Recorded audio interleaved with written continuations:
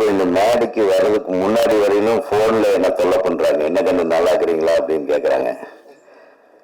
இந்த மாதிரி ஏதோ நம்ம டைரக்டராக இருந்த என்ன கொண்டாந்து ஒரு நடிகனாக ஆக்கி விட்டா என் அருமை தம்பி துரை செந்தில்குமார் அவர்களுக்கு தான் என்னுடைய முதல் நன்றி.